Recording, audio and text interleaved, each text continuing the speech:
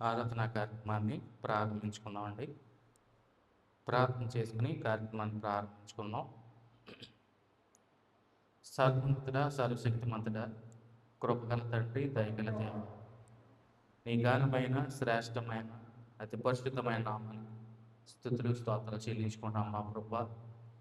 మా తండ్రి, నీ ప్రేమ చేతను కృప చేతను గడిచిన దినాలన్నింటిలోనూ మమ్మల్ని ఎంతగానో ప్రేమించి దీవించి ఆశీర్వదించి నీ కృపలోను ప్రేమలోను మమ్మల్ని అందరినీ భద్రపరుచుకుని అనునిత్యం మరి ఎల్లవేళ కష్టకాలం మమ్మల్ని అందరినీ మీరు అక్కల చాటున భద్రపరుచుకుని సురక్షితంగాను క్షేమంగాను కాచి కాపాడి సంరక్షించిన విధానం బట్టి మరొకసారి వేవేల స్థుతులు స్తోత్రం చెల్లించుకుంటూ ఆరాధనలో భాగంగా ముందుగా కీర్తన పాడుచుండగా కీర్తన పాటలోని మీ యొక్క ఆత్మ సహాయాన్ని నడిపింపడం అందరికీ అనుగ్రహించి నడిపించుకొని చేరువచ్చిన ప్రతి ఒక్కరిని జ్ఞాపకం చేసుకోండి మా ప్రభావ.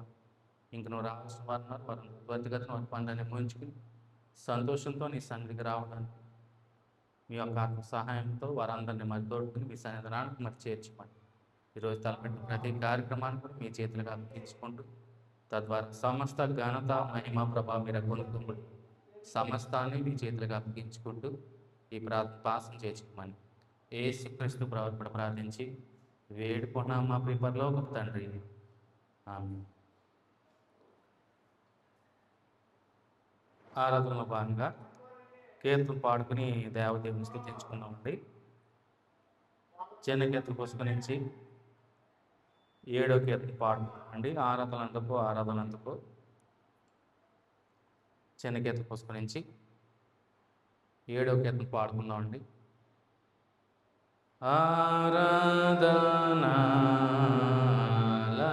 ఆరాధనాలందుకో ఆరాధనాలందుకో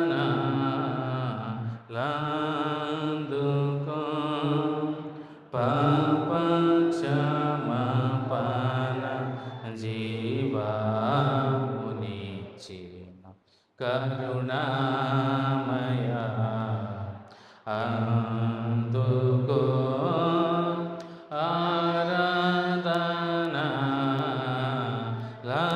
ఆరాధనాలందుకో అబ్రహాము ఇస్సాకు యాకోబుల దేవా మోషేతో అన్నావు ఉన్నానని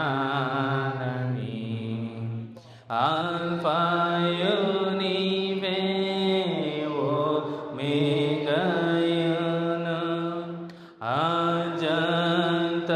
ఆజంతరహితుడవు నీవేనని ఘనత మహిమా నీకేయని హల్లెలూయా గానం చేసేదను పాపక్షమాపణ జీవమునిచ్చిన కరుణామయ అందుకో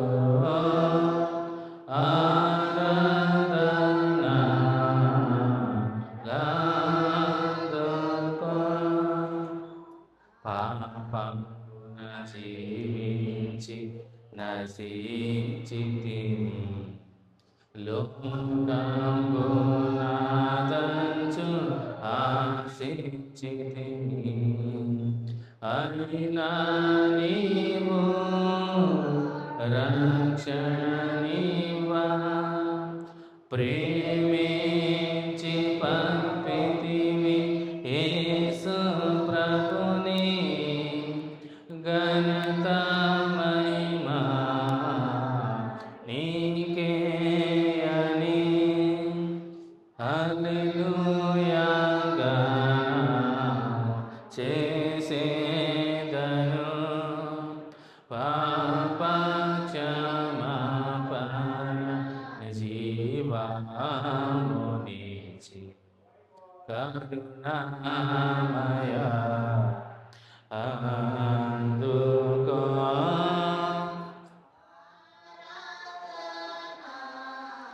అలాందుకో తెలిసి కొంటిని నా యేసు నిన్ను సర్వశక్తి గల ప్రభువానియు రానున్నాడు మరలా నాకై ఆనంద దేశములో నన్ను చుటకై ఘనత మహిమా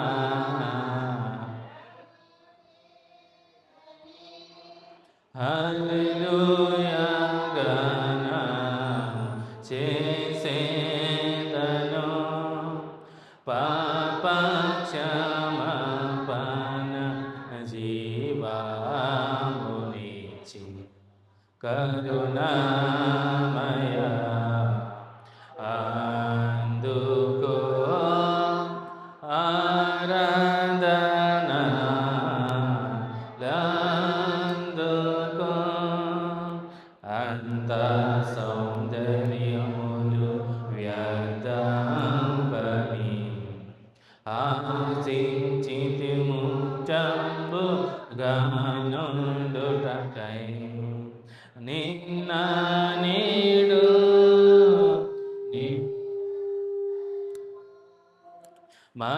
మారాని మా ప్రభు నీకే స్తుతులు ఘనత మహిమా నీకే అని హల్లెలూయా గాన చేసేదను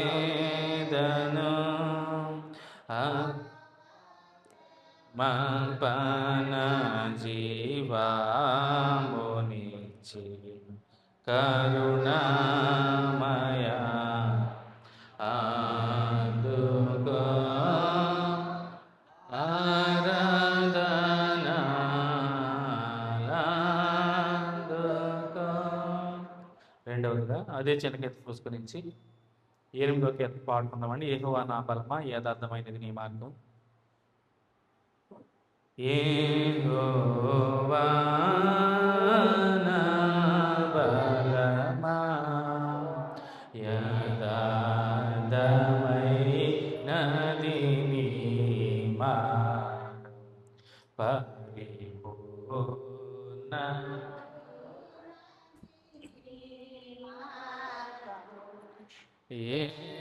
యెహోవా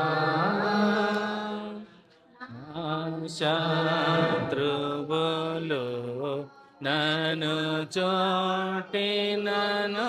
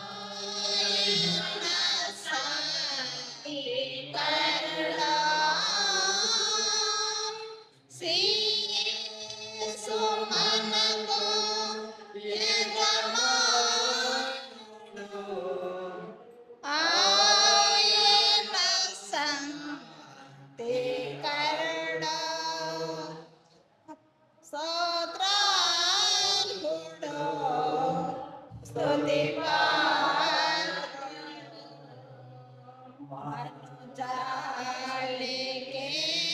ప్రాణప్రియుడు స్తోత్రార్హుడు స్తుతిపాత్రుడు మనుజాలికి ప్రాణప్రియుడు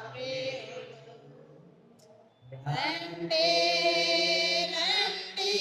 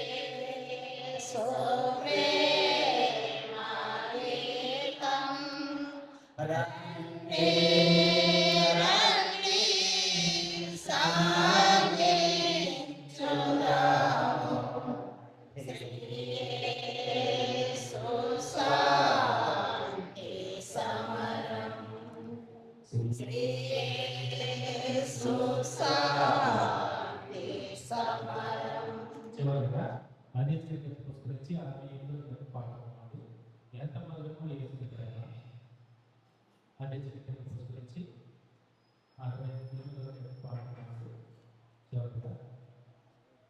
ఎంత మధురమా యేసుని ప్రేమ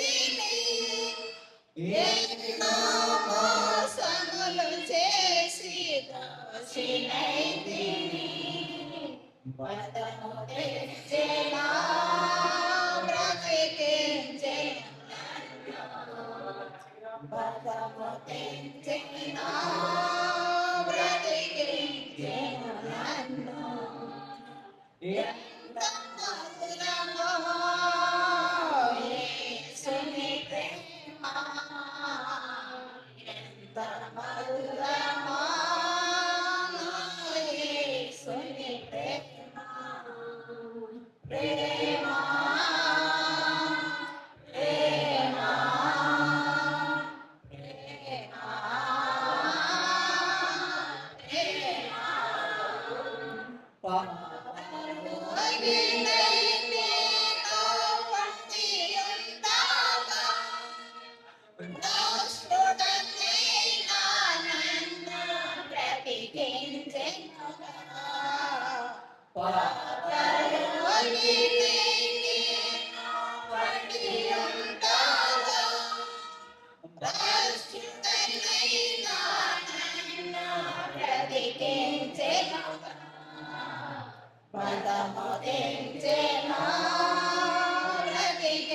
ప్రేమ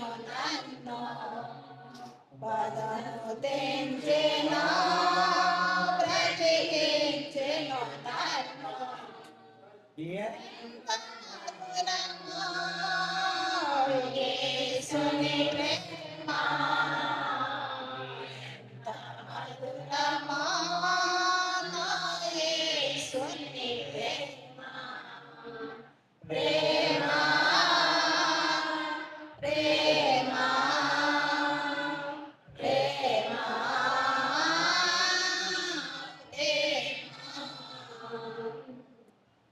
ఇంతవరకు కీర్తన పాడుకుని దేవదేవుని స్తుతించుకున్నామండి. మరి కీర్తన పాడడానికి సహకరించిన ప్రతి ఒక్కరు కూడా ప్రభుపేట నా ప్రత్యేక వందనాలు తెలియజేస్తానండి. మరి ఈ ఆరాధన కొరకు ఏర్పాటు చేయటువంటి వాక్య పఠనం వాక్య భాగము, ఈ ఆరాధన కొరకు ఏర్పాటు చేయటువంటి వాక్య పఠనం వాక్య భాగము లూకాసు వార్త నుంచి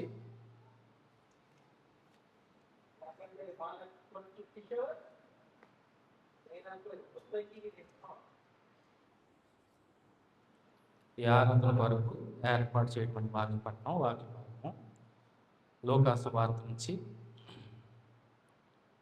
16వ అధ్యాయము, లూకాసు వార్త నుంచి 16వ అధ్యాయం. మరి మన మధ్యనటువంటి పోల్పూరి వరుణ్ కుమార్ చదివిపిస్తాడు. లూకాసు వార్త 16వ అధ్యాయము 15వ వచనం ఒక వచనం.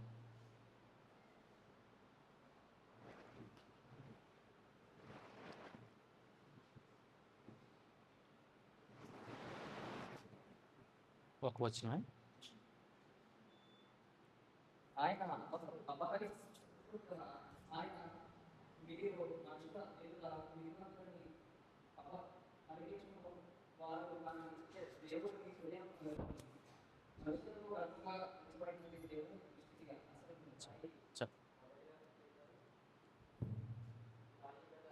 రైట్. లేఖన భాగాన్ని చదివినిపించిన మరి సహోదరుడు వరుణ్ కుమార్కి ప్రభుపేట ప్రత్యేక వందనాలు తెలియజేసుకున్నామండి. లేఖన భాగాన్ని వివరించుకునే ముందు చిన్న ప్రార్థన చేసుకుని లేఖన భాగాన్ని వివరించుకునే ప్రయత్నం చేద్దాం. పరిశుద్ధుడా పరమ తండ్రి, నీ ఘనమైన శ్రేష్టమైన అతి పరిశుద్ధమైన మనకి స్తుతులు స్తోత్రాలు చెల్లించుకున్నాం మా ప్రభువ. మరి ఇంతవరకు మరి కీర్తన పాడు ద్వారా మిమ్మల్ని స్తుతించుకున్నాం మా ప్రభువ. మరి వాక్యం ద్వారా మరి ఈ సమయంలో మాతో మాట్లాడి శ్రేష్టమైనటువంటి వాక్యం బోధించుండగా మీ యొక్క ఆత్మ సహాయాన్ని మా అందరికీ తోడించి నడిపించమని చేరువచ్చిన వారందరినీ జ్ఞాపకం చేసుకోండి మా ప్రభు.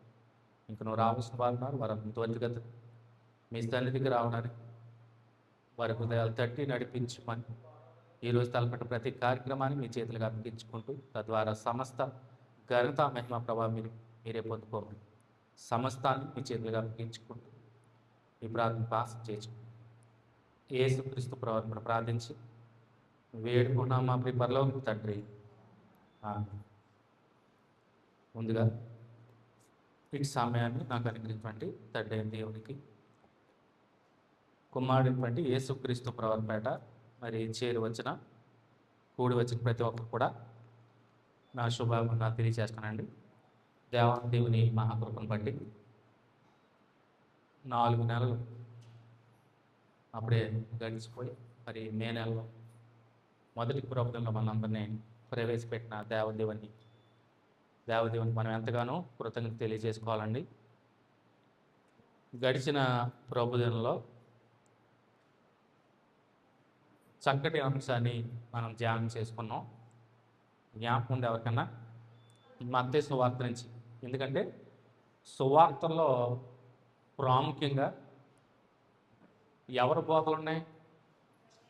ప్రభువైన యేసుక్రీస్తు వారి 4 సువార్తలను మాట్లాడిన ప్రభువైన యేసుక్రీస్తు వారి చాలా ప్రాముఖ్యమైనవి, శ్రేష్టమైన సంగతులు, దేవుని యొక్క తలంపులు, దేవుని యొక్క ఉద్దేశాన్ని ప్రభువైన యేసుక్రీస్తు వారు, దేవుని యొక్క చిత్తాన్ని ప్రభువైన యేసుక్రీస్తు వారు సర్వమానవాళికి ఆయనే స్వయంగా వినిపించినటువంటి మాటలవి 4 సువార్తలు ప్రాముఖ్యంగా. అనేకమైనటువంటి సంగతులు ఉపమానాలతో ఇట్టే మనుషులకి అర్థమయ్యే రీతిలో బోధించి ఆయన మాట్లాడే ప్రతి మాట కూడా ఎంత స్పష్టంగాను ఎంత పర్ఫెక్ట్గాను మనుషులందరికీ ఈవెన్ పామర్లకు కూడా చదువు లేని వారికి కూడా ఇట్టే అర్థమయ్యే రీతిలో ఆయన బోధించేవాడండి. ఆయన సాటి అయిన బోధకుడు ఈ లోకంలోనే లేడు. మంచి బోధకుడు ఆయనకి సాటి అయిన బోధకుడు ఎవరు లేరు. నిజంగా ద బెస్ట్ టీచర్ ఎవరన్నా ఉన్నారంటే ఆయన తర్వాతే. సో అలాంటి ప్రభువైన యేసుక్రీస్తు వారు గడిచిన ప్రభుదినంలో మత్తయి సువార్తలో చాలా ప్రాముఖ్యమైన విషయం.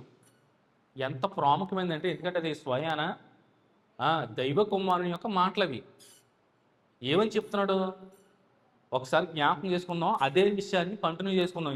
లోకాసు వార్తలో కూడా మరొక ఉదాహరణ ద్వారా, మరొక శ్రేష్టమైన ఎగ్జాంపుల్ ద్వారా మనం జ్ఞాపకం చేసుకుందాం అసలు ఏంటి అని మనం ఒకసారి చూస్తే 7వ అధ్యాయంలోనే ఇరుకు ద్వారమును ప్రవేశించడి నాశనమునకు పోవు ద్వారము వెడల్పు అని చెప్తున్నాడు. అంటే ఇరుకు ద్వారము చాలా కష్టతరమైనది. ఇప్పుడు ఇరుకు ద్వారంలో ప్రవేశించాలంటే చాలా కష్టం. అది విశాల మార్గం గుండా ఎవరైనా ప్రవేశిస్తారు, ఇట్టే వెళ్ళిపోవచ్చు. కానీ ఇరుకు ద్వారం గుండా ప్రవేశించాలంటే చాలా కష్టం అది. సో అదే చెప్తున్నాడు, ఇరుకు ద్వారమును ప్రవేశించడి నాశనమునకు పోవు ద్వారము వెడల్పును ఆ దారి విశాలమునై ఉన్నది, దాని ద్వారా ప్రవేశించువారు అనేకులు. ఈరోజు క్రైస్తవ విశ్వాసులైనటువంటి మనం అందరం కూడా, దేవుని ఎరిగినటువంటి మనం అందరం కూడా దేని గుండా ప్రవేశించడానికి ప్రయత్నం చేయాలి? ఇరుకు ద్వారం గుండానే ప్రవేశించడానికి ప్రయత్నం చేయాలండి. విశాల మార్గం గుండా ప్రవేశించేవారు అనేకులు ఉంటారు. ఆ అనేకుల్లో నువ్వు కూడా ఒక వాడిగా ఉండకూడదు. అలా ఉండకూడదంటే దేవుని చిత్తం ఏంటో, దేవుని ఉద్దేశం ఏంటో, దేవుని యొక్క తలంపు ఏంటో ప్రతి ఒక్క క్రైస్తవ విశ్వాసి కూడా, క్రైస్తవుడు కూడా అవగాహన చేసుకోవాలి, ఆలోచన చేయాలి, ఎరగాలి. ముందుగా దేవుని నమ్ముకుంటున్నామంటే సరిపోదండి. అవునా? దేవుని నమ్ముకున్నామంటే సరిపోదు. దేవుని యందు విశ్వాసం ఉంచామంటే సరిపోదు. నడవాలి, ఆయన చూపిన మార్గంలో నడవాలి. దేవునికి ఇష్టానుసారమైన జీవితాన్ని జీవించాలి ఖచ్చితంగా. అలా జీవిస్తేనే ఎప్పటి వరకు? మరణ పర్యంతం వరకు నువ్వు అలా జీవిస్తేనే ఆ ఇరుకు మార్గం గుండా వెళ్ళగలవు. లేకపోతే విశాల మార్గం గుండా పోయేవారు అనేకులు అన్నారు. ఆ అనేకుల్లో నువ్వు నేను మనందరం ఉండొచ్చేమో. అలా ఉండకుండా ఉండాలంటే తండ్రి ఏం చెప్తున్నాడో, కుమారుని ద్వారా ఏమి నెరవేర్చాలనుకుంటున్నాడో, ఏమి జరిగించాలనుకుంటున్నాడో, ఆయన చిత్తం ఏంటో మనందరం తెలుసుకోవాలి. గడిచిన వారంలో అదే చాలా ప్రాముఖ్యమైన విషయం అండి. ఎందుకంటే ప్రభు అని పిలిచి ప్రతివాడు కూడా పరలోక రాజ్యంలో ఆ ఇరుకు ద్వారం గుండా ప్రవేశించడు. తండ్రి చిత్తం ఏమైందో దాని ప్రకారం నడిచేవాడు మాత్రమే ప్రవేశిస్తాడు. అసలు తండ్రి చిత్తం ఏమైందో ప్రతి ఒక్క క్రైస్తవ విశ్వాసి తెలుసుకోవాలండి. మనం ప్రభువుని నమ్ముకున్నాము, దేవుని స్తుతిస్తున్నాము, కీర్తిస్తున్నాము అంటే సరిపోదా? అంటే సరిపోదు. పరలోక రాజ్యంలో ప్రవేశించాలంటే సరిపోదండి. మరి ఏంటి అని మనం చూస్తే చూడండి, జీవమునకు పోవు ద్వారము ఇరుకును ఆ దారి సంకుచితమై ఉన్నది, దాని కనుగొని వారు కొందరే. ఆ కొందరిలో నువ్వు ఉండాలి. దేవుని యొక్క తలంపు, చిత్తం, ఉద్దేశం అదే. ఆ కొందరిలో ఆయన ఎప్పుడో చెప్పేశాడు, ప్రభుని అందరూ ఎరుగుతారు, ప్రభుని అందరూ తెలుసుకుంటారు, కానీ ఆయన చెంతకు చేరేవారు మాత్రం బహు కొద్దిమంది, కొందరే. కొందరే అంటే 100లో 10 మంది ఉంటారేమో బహుశా. ఉదాహరణగా చెప్తున్నాను నేను, 100లో 10 మంది ఉంటారేమో, 1000లో ఒక 100 మంది కూడా ఉండరేమో బహుశా. చూడండి, అంటే అందరూ నమ్ముకున్నారు, అందరూ వెళ్ళిపోతారా అంటే వెళ్ళరని చెప్తున్నాడు. అయ్యో ప్రభువా, నేను ఎంత భక్తి చేశాను నీ కొరకు, నేను ఎన్ని మార్లు ప్రార్థన చేశాను, ఎన్ని కీర్తనలు పాడుంటాను రోజుని, ఎన్నో ప్రార్థనలకు వెళ్ళి ఉంటాను, దూర ప్రాంతాలకు ఎక్కడ పెడితే అక్కడ ప్రార్థనలకి ఎన్నో మార్లు ప్రయాసపడి వెళ్ళిపోయి వాక్యం విన్నాను అంటే సరిపోదు. ముందు తండ్రి చిత్తం ఆయన ఏం చెప్తున్నాడో అలా ఇరుకు ద్వారంలో ప్రవేశించాలంటే మనం ఏం చేయాలో అది తెలుసుకోవాలి. అది తెలుసుకోకుండా నువ్వు ఎన్ని చేసినా కానీ నీ భక్తి వ్యర్థమైన భక్తి అని చెప్తున్నాడు. అవునా? సో అదే విషయాన్ని తెలియచేస్తూ చూడండి, ఈరోజు చదవబడిన లేఖన భాగంలో కూడా మరొక సువార్త, లూకా సువార్తలో ఇక్కడ ప్రాముఖ్యంగా ప్రభు యేసుక్రీస్తు వారు పరిసయ్యుల గురించి మాట్లాడుతున్నాడు ఆయన. సో ధనాపేక్ష కలిగినటువంటి పరిసయ్యులు ప్రభు అయిన యేసుక్రీస్తు వారు మాటలు విని ఆయన యందు అపహాస్యం చేస్తారు, అసహ్యించుకుంటారు. ఎందుకు చూడండి, 16 అధ్యాయం మొదటి నుంచి మనం చదువుకుంటే ఆయన చక్కటి ఉపమానం తెలియజేస్తాడు. ఆ ఉపమాన భావం ఏంటో ఒకసారి మనం చూద్దాం. 16 అధ్యాయంలో మనం ఒకసారి ఆ ఉపమానాన్ని ఒకసారి చూద్దాం. చూడండి, శిష్యులతో ప్రభువైన యేసుక్రీస్తు వారు మాట్లాడుతూ ఈ యొక్క ఉపమానం చెప్పే సందర్భం ఇది.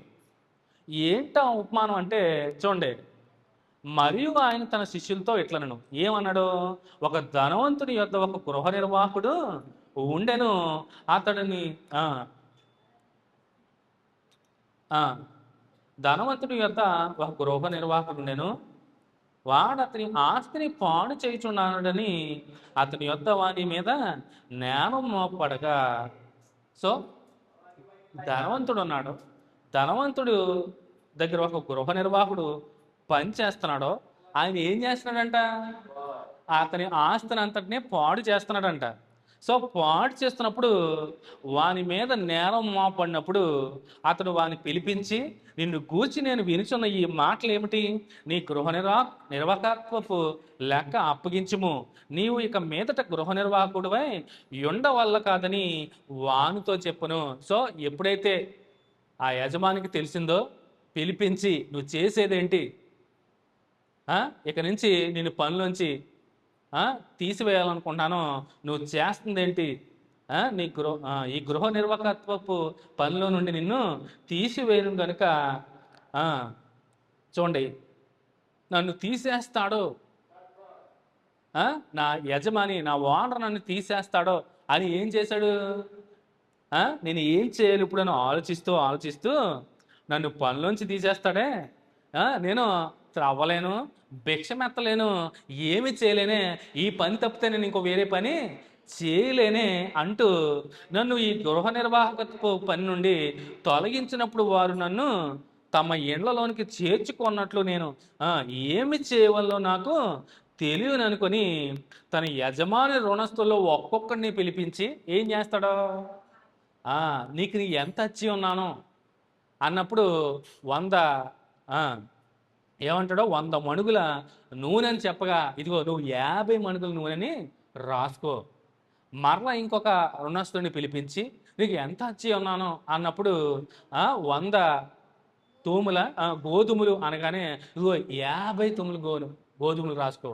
అంటే 100కే 50 రాసుకో, 100 మణుగుల నూనెకి 50 మణుగుల నూనె రాసుకో. అంటే సగం సగం. అంటే అక్కడ ఆ గృహ నిర్వాహకుడు ఏం చేస్తున్నాడో? కుయుక్తితో నడుచుకుంటున్నాడు. అవునా? కుయుక్తితో నడుచుకుంటున్నాడు. అంటే ఈ లోకంలో ఉన్నటువంటి జనులందరూ కాదండి కుయుక్తితో నడుచుకునేది. విశ్వాసులంగా ఉన్న మనమందరం కూడా ఇలాగే ఉన్నామని చెప్తున్నాడు ప్రభువైన యేసుక్రీస్తు వారు. చూడండి, ఎవరినో ఉద్దేశించి చెప్పట్లే ప్రభువైన యేసుక్రీస్తు వారు. అందరూ లోకంలో ఉన్న వారు అందరూ ఇలాగే ఉన్నారు. ఈవెన్ దేవుని పిల్లలు కూడా ఇలాగే ఉన్నారు. యుక్తిగా నడుచుకుంటలేదమ్మా, తెలివితేటలుగా నడుచుకుంటలేదు. మనం చాలా విషయాల్లో అపారమైనటువంటి తెలివితేటలు ఉపయోగిస్తాం మనం. చాలా ఈవెన్ దేవుని పిల్లలు మనం కూడా యథార్థతను విడిచిపెట్టేస్తున్నాం ఖచ్చితంగా. నిజాయితీగా ఉంటున్నామా? ఏ విషయాల్లో నిజాయితీగా ఉంటున్నాం? యథార్థంగా ఉంటున్నాం? ఆలోచించేయండి. మనం ఏ విషయాల్లో యథార్థంగా ఉంటున్నామో, ఏ విషయంలో పర్ఫెక్ట్గా ఉంటున్నామో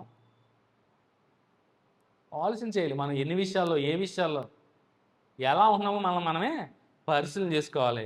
సో ఆ యజమానుడు చూడండి ఎంత వచ్చి ఉన్నాడని చెప్పగానే 100కి 50 సగం లెక్క రాసుకోమని చెప్పినప్పుడు చూడండి, ఆ, అన్యాయస్తుడైన ఆ గృహ నిర్వాహకుడు యుక్తిగా నడుచుకొనని వాని యజమానుడు వాని మెచ్చుకొనెను. సో నువ్వు చాలా తెలివిగా ఇదయ్యావు అని మెచ్చుకున్నాడంట. మెచ్చుకున్నప్పుడు చూడండి, అన్యాయపు సిరి వలన మీకు స్నేహితులను సంపాదించుకొనడి.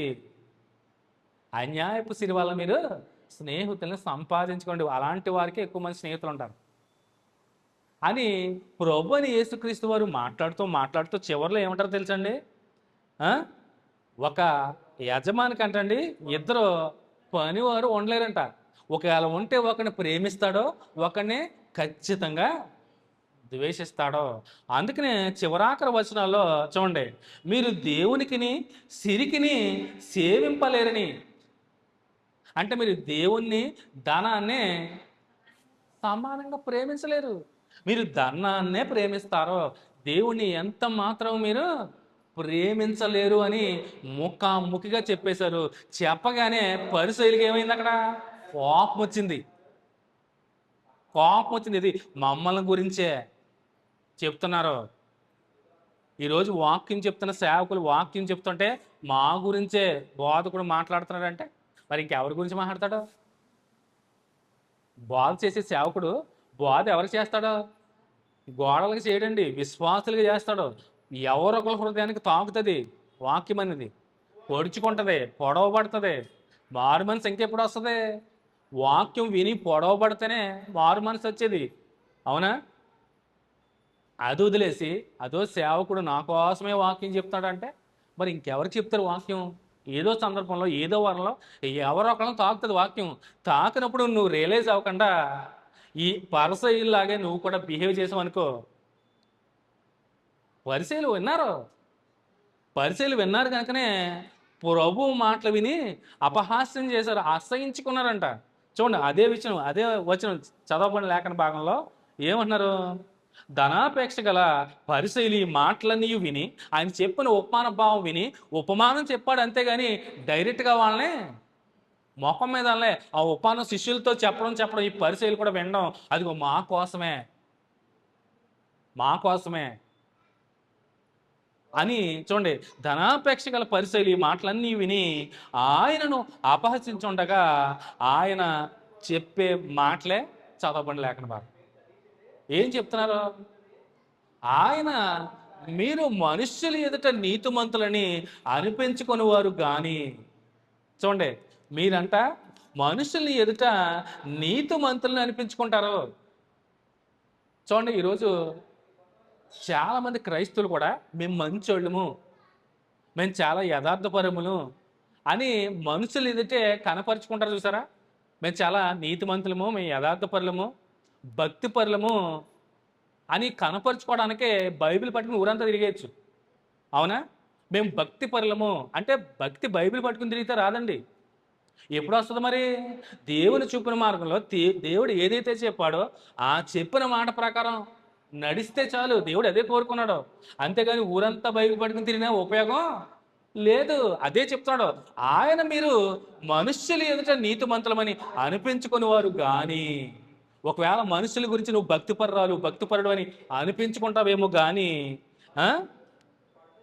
అనిపించుకుని వారు కానీ దేవుడు మీ హృదయములను ఎరుగును. నువ్వు బైబిల్ పెట్టుకుని తిరిగేసిన ఊరంతా నీ హృదయాన్ని ఖచ్చితంగా దేవుడు ఎరుగుతాడు. హృదయాన్ని పరిశీలించేసే దేవుడు, పరీక్షించే దేవుడు మన దేవుడు, సర్వశక్తిమంతమైనటువంటి దేవుడు. అలాంటి దేవత దేవుడు నీ హృదయంలో ఏముందో తెలుసుకోలేడండి. నువ్వు ఎందుకు వెళ్తున్నావో, నీ భక్తి ఏంటో, నీది యథార్థమైన భక్త, వేషధారంతో కూడుకున్న భక్త, కపట భక్త తెలీదా? ఖచ్చితంగా తెలుసు. అది మర్చిపోతున్నాం మనం. అది మర్చిపోతారండి. దేవుని పిల్లలు కూడా మర్చిపోతున్నారు. ఇది మనుషులకు కనపడాలని భక్తి పరులకు వేషం కట్టి మనం వెళ్ళిపోతున్నాం, ఎక్కడ పడితే అక్కడ తిరిగేస్తున్నాము. కానీ దేవుని దృష్టిలో ఆయన హృదయాల్ని ఎరిగినటువంటి దేవుడు అని చెప్తున్నాడు. ఈ మాటలు ఎవరే మరలా జ్ఞాపకం చేస్తున్నాడు? ప్రభు అయిన యేసుక్రీస్తు వారే, దైవ కుమారుడే మాట్లాడుతున్నాడు. పైకి నీతిమంతులుగా ఉంటాం కానీ లోనంతా దొల్ల అన్నాడు. అవునా? లోనంతా ఖాళీ ఏమీ లేదు. ఎందుకంటే మీ హృదయాల్ని పరిశీలన చేసే దేవుడు ఒక ఆయన ఉన్నాడు, ఆయన స్కాన్ చేస్తాడు మీ హృదయాల్ని. మీ హృదయంలో మీ తలంపుల్లో ఏముందో, మీరు ఏం ఆలోచన చేస్తున్నారో కూడా ఆయనకు తెలుసు. ఈ క్షణం మీ హృదయాల్లో, మీ మైండ్లో ఏముందో దేవునికి తెలుసు. ఎందుకంటే మన మధ్యన దేవుడు ఉన్నాడు కనుక. మీరు ఏం ఆలోచిస్తున్నారో కూడా తెలుసు. మీరు అసలు చెప్పే వాక్యం వింటున్నారో లేదు కూడా చూస్తాడు దేవుడు. అవునా? సేవకుడు చెప్పే మాటలు వింటున్నారో లేదు కూడా చూస్తాడు దేవుడు. ఇక్కడ అందరినీ పరిశీలన చేస్తున్నాడు దేవుడు. ఎందుకంటే దేవుడు మన మధ్యలో ఉన్నాడు కనుక. మనం ఏం ఆలోచిస్తున్నామో ప్రతిదీ కూడా పరిశీలన చేస్తున్నాడు. అందరినీ చూస్తున్నాడు దేవుడు. గుర్తుపెట్టుకోండి. అందుకనే దేవుడు మీ హృదయములు ఎరుగును, మనుషుల్లో ఘనముగా ఎంచబడినది దేవుని దృష్టికి అసహ్యము. చూడండి, మనుషుల్లో ఘనంగా ఎంచబడేది దేవుని దృష్టి కంటండి అసహ్యం. నువ్వు మెచ్చుకోవచ్చు, అబ్బా వాళ్ళు ఎంత బాగున్నారో, ఆ సేవకుడు ఎంత గొప్ప అని మనుషుల్లో గొప్పగా ఎంచబడవచ్చు, కానీ దేవుని దృష్టిలో అది అసహ్యం అంట. అందుకనే తను తాను తగ్గించుకున్నవాడు హెచ్చింపబడతాడు. ఖచ్చితంగా తగ్గింపు స్వభావమే. నువ్వు ఎంత గొప్ప సేవకుడు అయినా కానీ తగ్గింపు జీవితమే, తగ్గింపు స్వభావంతోనే ఉండాలి. సో అందుకనే మత్తయి సువార్తలో ఆ మాటలు చెప్తూనే, అంటే దీన్ని బట్టి మనుషులు ఎదుట నువ్వు ఏమన్నా కనపరుచుకోవచ్చు కానీ, నీతిమంతులుగా నువ్వు బిహేవ్ చేయొచ్చు, కానీ దేవుని దృష్టికి అది ఎంత మాత్రమో యోగ్యమైనది కాదు. అసహించుకుంటాడు. మనుషులకే కనపడాలంటే మరి నువ్వు దేవునికి ఇంకెప్పుడు కనపడతావు? అంటే నువ్వు లోకాన్ని ఆశ్రయించి లోకం వైపే కనపడాలి, అందరి దృష్టిలో పడాలి నువ్వు అనుకుంటే ఇంకా దేవుని దృష్టిలో ఇంకెప్పుడు పడతావు? ఎప్పుడైతే లోకాన్ని నువ్వు ఆశ్రయిస్తావో దేవుణ్ణి ఇంకేమీ ఆశ్రయిస్తావు నువ్వు? లోకమే నీకు బహు ఇంపుగా కనపడుతుంది, ఇంకా దేవుని దగ్గరికి ఇంకెప్పుడు వస్తావు? అందుకనే నాశనానికి పో మార్గము విశాలమన్నాడు మత్తయి సువార్తలో.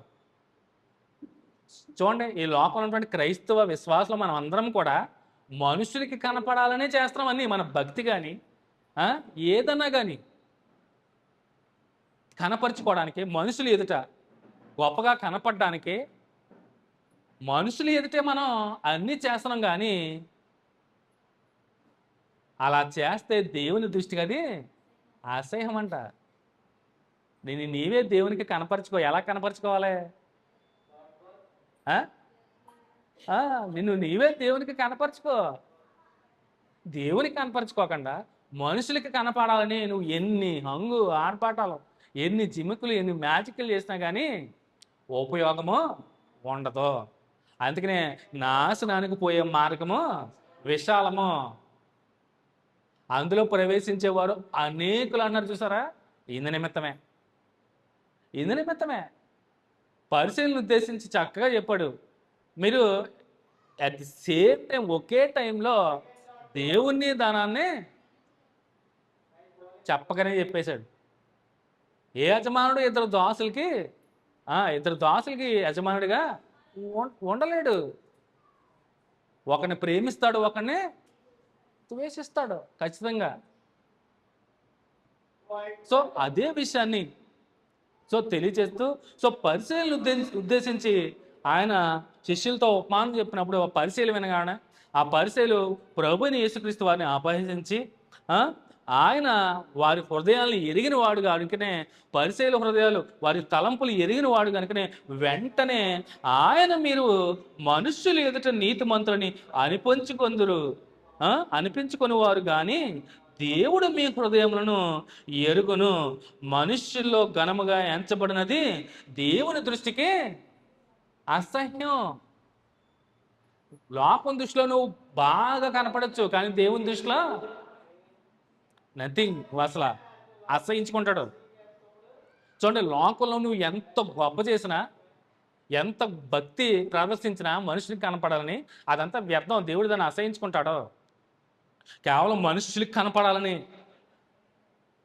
విచిత్రమైనటువంటి వేషధారణ వేసుకుని మనుషులకి కనపడాలని అనేకమైనటువంటి పాటలు పాడేసి మనుషులు ఎదురు అమ్మాయి ఎంత బాగా పాడాలని మనుషులు మెచ్చుకునేలాగా కాదు, కానీ దేవునికి నీ భక్తి జీవితాన్ని, దేవుని యొక్క నీ హృదయాన్ని సమర్పణ చేసుకోవాలి. పూర్ణ హృదయంతో పూర్ణ ఆత్మతో దేవుణ్ణి సేవించాలి, మమేకమైపోవాలి. అసలు నువ్వు దేవుణ్ణి కీర్తించేటప్పుడు, దేవుని కొనియాడేటప్పుడు లోకాన్ని మర్చిపోవాలి. నువ్వు లోకాన్ని మర్చిపోవాలి, ఇంకా దేవుడే నీ హృదయంలో ఉండాలి. అలా ఎంతమంది చేస్తాం? అలా ఎంతమంది ఉంటున్నారండి? దేవుని సన్నిధికి వచ్చినప్పుడు కూడా ఎంతమంది ఉంటున్నారు అలాగా? దేవుని సన్నిధిలో అడుగు పెట్టినప్పుడు పూర్ణ మనసుతోనూ పూర్ణ హృదయంతోనూ దేవుని సేవిస్తున్నారా? ఒక్కసారి మందిరంలో అడుగు పెట్టినప్పుడు ఇంకా లోకంతో నీకు సంబంధం ఉండకూడదు, తెగిపోవాలి, ఇంకా కట్ అయిపోవాలి కమ్యూనికేషన్. ఇంకా మందిరంలో కూర్చోగానే ఇంకా దేవుడే నీ హృదయంలో ఉండాలి. లోకంలో ఉంటుండే ఆలోచనలన్నీ కూడా తీసివేయాలి. ఎప్పుడైతే నువ్వు లోకంలో తలంపులు మందిరంలోకి వచ్చినప్పుడు తీసుకురాకుండా ఉంటావో అది యథార్థమైనటువంటి ఆరాధన అవుద్ది. అంతేగాని నువ్వు వచ్చి కూర్చుని లోకంలో ఉన్నటువంటి సమస్తమైనటువంటి బుర్రలో పెట్టుకుని కూర్చుంటే ఇంకెలా సేవించగలవు? నువ్వు హృదయంలో ఒకే ఆలోచన, రెండు ఆలోచనలు ఉండవు. ఉంటే దేవుడు, లేదంటే ఇప్పుడు దేవుడు లోకము హృదయంలో ఎలా ఉంటాయి? ఉండవు. హృదయంలో అయితే దేవుడు ఉండాలి, లేదా నువ్వు రెండు పెట్టేద్దాం అనుకుంటే అవి ఉండవని చెప్తున్నాడు. నేటి క్రైస్తవుల భక్తి జీవితం ఇలాగే ఉంది. ఆలోచించండి, ఇలాగే ఉంది. అటు లోకము కావాలి, దేవుడు కావాలి. చూడండి, క్రీస్తునందు తిరిగి జన్మించిన మనం అందరము కూడా నూతన సృష్టి అయ్యాం. ఇక నుంచి జీవించేవాడు క్రీస్తే అవ్వాలి నీలో. ఇక లోకంతో పని నీకు. లోకానికి వేరే కదా, నువ్వు ప్రత్యేకింపడ్డావు, పరిశుద్ధుల జాబితాలోకి చేర్చబడ్డావు, పరిశుద్ధులుగా ఉండడానికే కదా పిలవబడ్డావు. అలాంటి నీవు ఇంక లోకంతో పని నీకు. లోకంతో సంబంధం తెగిపోవాలి. కానీ అది కూడా మీదేసుకున్నాం మనం, అవునా? అది కూడా తెచ్చుకుంటున్నాం మనం. లోకము కావాలి, దేవుడు కావాలంటే రెండింటినీ బ్యాలెన్స్ చేయలేము. అందుకనే యజమానుడికి ఇద్దరు దాసులు సేవింపలేడు. ఒకరిని ప్రేమిస్తాడో ఒకరిని ద్వేషిస్తాడు ఖచ్చితంగా. చూడండి, పెద్దలు అంటారు ఒక వరలో అంటండి 2 కత్తులు ఉండవంట, అవునా? ఉదాహరణకి ఒక వరలో 2 కత్తులు ఉండవు, కానీ 3, 4 ఇట్టేస్తున్నాం మనం. ఎలా ఉంటాయి? ఉండవు, అవి ఏమనలేవు. అట్ ద సేమ్ టైం లోకము దేవుడు హృదయంలో ఉండవు. ఒకవేళ నువ్వు పెడుతున్నావంటే దానివల్ల ఉపయోగము ఉండదు. అయితే దేవుడు ఉండాలి నీ హృదయంలో, దేవుడే ఉండాలి. ఎందుకంటే నువ్వు పరిశుద్ధుడిగా తీర్చబడి క్రీస్తు ద్వారా నీతిమంతుడిగా అవుతున్నావు. లోకాన్ని విడిచిపెట్టేశావు. లోకంలో ఉన్నది అంతా నష్టముగాను పెంటగాను ఎంచుకున్నాడు పౌలు. ఏది నాకు అక్కర్లేదని విడిచిపెట్టి దేవుడే నా సర్వస్వం అనుకున్నాడు. దేవుని కోసమే బ్రతికాడు, దేవుని కోసమే జీవించాడు, దేవుని కోసమే మానవయ్యాడు. క్రైస్తవ విశ్వాసులు కూడా అలాగే ఉండాలి. లోకంతో పని ఏంటి మనకి? లోకం నుంచి వేరైపోయాం మనం. లోకాన్ని విడిచిపెట్టి చచ్చని స్థితిలో ఉన్న మనం అందరం కూడా ఏమయ్యాం? పాపాల నిమిత్తం ఏనాడో చనిపోయాం, తిరిగి క్రీస్తునందు జన్మించాం. నూతన జన్మ అందే. ప్రతి క్రైస్తవుడు కూడా, విశ్వాసి కూడా క్రీస్తునందు ఉన్నవాడే, క్రైస్తవుడే. అలాంటి క్రైస్తవ భక్తి జీవితం ఇది కాదు. లోకము కావాలి, దేవుడు కావాలంటే రెండు ఉండనేరవు. దేవుడే నీ హృదయంలో ఉండాలి. అలా ఉండాలంటే నువ్వు లోకం వైపు కన్నెత్తి కూడా చూడదు. అంటే లోకాన్ని నువ్వు ఆశ్రయించకూడదు. అదే మేము బ్రతకాలి కదా అంటే బ్రతకాలంటే నువ్వు దేవుని విడిచిపెట్టేసి మొత్తం లోకాన్నే ఆశ్రయిస్తే అది ఎంత మాత్రమో ఆలోచించేయాలి. అందుకనే చాలా చక్కగా మీరు దేవునికిని సిరిని సేవింపలేరని చెప్పాడు లాస్ట్ వచనంలో. 16వ అధ్యాయం లాస్ట్ వచనంలో మీరు దేవునిని సిరిని సేవింపలేరని చెప్పాను. ఒకేసారి 2 పనులు ఎలా చేయగలుగుతారు? ఒకవేళ మీరు చేస్తున్నారంటే మనుష్యులకి కనపడాలనే చేస్తున్నారు, వేషధారులాగా. ఆలోచించండి. అలాంటి వేషధార జీవితం, అలాంటి వేషధారణతో కూడినటువంటి భక్తి జీవితం మనం అనుకుంటాం. పైకి భక్తి పరులమని అనుకుని దేవుని శక్తిని ఎరగట్లేదంటాడు పౌలు తిమోతితో మాట్లాడుతూ. తిమోతికి రాసినటువంటి రెండో పత్రికలో 3వ అధ్యాయంలో పౌలు తిమోతితో మాట్లాడుతూ చూడండి. తిమోతికి రాసినటువంటి 2వ పత్రిక 3వ అధ్యాయంలో పౌలు ఏం చెప్తున్నాడు? 5వ వచనంలో, 3వ అధ్యాయం 5వ వచనంలో చూడండి. పైకి భక్తి గల వారి వలె ఉండి ఎలా ఉన్నారంట పైకి? చూడండి, పౌలు తిమోతితో చెప్తున్నాడు పైకి ఎలా ఉన్నారంట? పైకి భక్తి గల వారి వలె ఉండి దాని శక్తిని ఆశ్రయించిన వారినై ఉందరు. ఏ శక్తిని? దేవుని శక్తిని, పరిశుద్ధాత్మ యొక్క శక్తిని ఆశ్రయించిన వారు. ఎందుకంటే పరిశుద్ధాత్మని వలన పొందుకున్నామా మనం అందరం. ఎప్పుడైతే లోకాన్ని విడిచిపెట్టి క్రీస్తుని యందు విశ్వాసం ఉంచి బాప్తిసం ద్వారా పరిశుద్ధాత్మ అనే వరాన్ని పొందుకున్న మనం అందరం కూడా దాని శక్తిని మనం పరిపూర్ణంగా అనుభవించలేకపోతున్నాం. కానీ పైకి మాత్రం ఎలా ఉన్నామంట? భక్తి పరుల్లా ఉంటున్నాము. అదే చెప్తున్నాడు దేవుని ఒక వాక్యం. ఇది నా సొంత మాటలేమి కాదు. 5వ వచనంలో ఏం చెప్తున్నాడు? పైకి భక్తి గల వారి వలె ఉండి. ఈ లోకంలో ఉన్నటువంటి క్రైస్తవులందరూ కూడా, క్రైస్తవ విశ్వాసులందరూ కూడా ఎలా ఉన్నారు? పైకి భక్తి పరు వలె, భక్తిరాలు వలె ఉంటున్నారు. అలా ఉంటూనే దేవుని శక్తిని ఎంత మాత్రము కూడా పొందుకోవట్లేదు, ఎరగట్లేదు. అసలు పరిశుద్ధాత్మ వరము ఎలా ఉంటుందో, పరిశుద్ధాత్మ పొందుకున్న వారు ఎలా జీవిస్తారో, ఎలా ప్రవర్తిస్తారో అసలు మనకి తెలిస్తే, పరిశుద్ధాత్మని వరాన్ని పొందుకున్న వారందరూ ఎలా ఉంటారు? దేవుని ఆత్మ సహాయంతో నడిచేవారందరూ ఎలా ఉంటారు? ఎలా ఉంటారో తెలుసండి? డీసెంట్గా ఉంటారు, వెల్ డిసిప్లైన్డ్గా ఉంటారు. ఇండీసెంట్ బిహేవియర్ ఉండదండి. పరిశుద్ధాత్ముడు నడిపిస్తాడు, అద్భుతంగా నడిపిస్తాడు.